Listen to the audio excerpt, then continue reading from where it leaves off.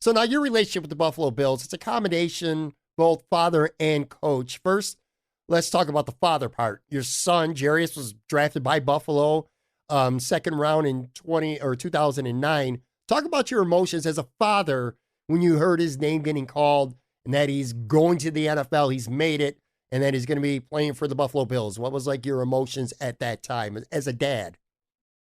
There is no greater joy for a father, for a parent, to see your child exceed and accomplish something that they've worked for diligently. The work that Jairus put in at Oregon, the individual working out he put in, the attention to detail, the sacrifices that he made, and for it to all come to a point where he was drafted by Buffalo, which is awesome.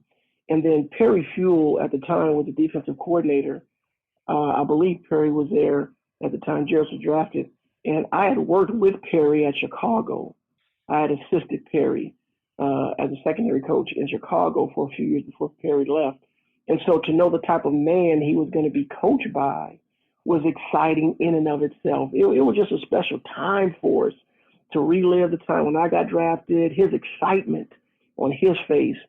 It was special. I'll never forget that as well.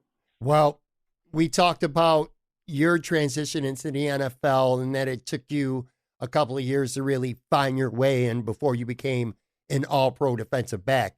Now with your son, it's a completely night and day different thing, man. This kid spends 5 years with the Bills. His very first year, his rookie year, he has 9 interceptions. Was one of the best, again, as a Buffalo Bills fan, I watched every snap of every game. One of the best rookie seasons to this day that I've ever seen in my life. Feels like an overnight thing where he became one of the team's most popular players just as a rookie. Remember the whole Bird's the Word, the song? It became huge in Buffalo. I'll never forget it. Only played 14 games that year, too. Started 11 games as a rookie. Goes on, 3-time Pro Bowler with the Bills. It's just, I would imagine it's just got to be a really special time in your life to watch it unfold. It's having him see him become, like I said, just as a rookie. One of the best players in the NFL as a rookie. It was crazy. Well, it was special. Jairus, a special player.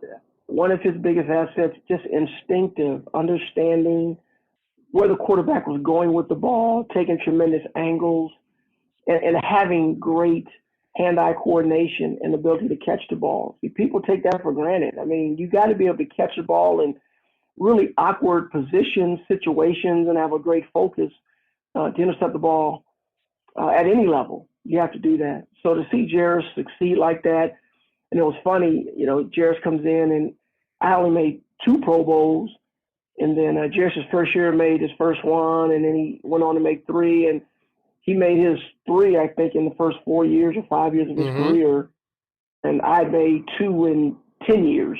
And so he's like, man, how many did you make again, Dad? How many was that? 2. So we had some fun with it, and he would always compete because I know the things that I did in the NFL as far as interceptions and how many I had and all that type of stuff. Jairus, competitor, wanted to get more. He wanted to be known as the best. If it had to start with beating his dad's records, yes. And he wasn't afraid. That's what makes Jairus special. He's not afraid of competition. He's not afraid and wasn't afraid to embrace the fact that his father was a player, played in the secondary, and was deemed a good player. I'm going to outdo my dad. That to me is special because there's so many kids who crumble under that pressure of a successful parent. And so you can't disregard the value and the mental makeup of a child that embraces a parent's greatness and excels beyond that parent. Now, you coached the Buffalo Bills defensive backs in 2017 under Sean McDermott, his first year with the Bills. I would assume looking back, it's a mixed bag of reactions because on one hand, you were relieved of duties after just that one season. But you look back and Trey White was a rookie, one of the best rookies in the NFL. Jordan Poyer, Micah Hyde, who are still there now, one of the best safety tandems in the NFL. E.J. Gaines had a great year in 2017. Long story short, what I'm saying here is Buffalo had one of the better secondaries in the entire NFL, and it was the year the Bills finally broke the 17-year playoff drought. So it was a very successful year. Looking back, what's your feelings on coaching the Bills DBs in 2017 and everything that went down? I have nothing but love. I have a great feeling about my time in Buffalo. My time in Buffalo, what did I do? I learned a lot. I became a better coach in Buffalo. I was exposed to a different defense in Buffalo. I experienced a changing of the guard, in that getting the playoff drought off of the fans' backs in Buffalo. So there's nothing but good memories, fond memories that I have of Buffalo. And I understand in the NFL that changes are made for different reasons.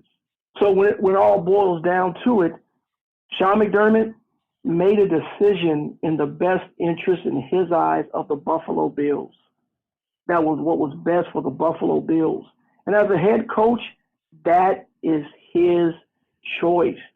He has the ability to do that.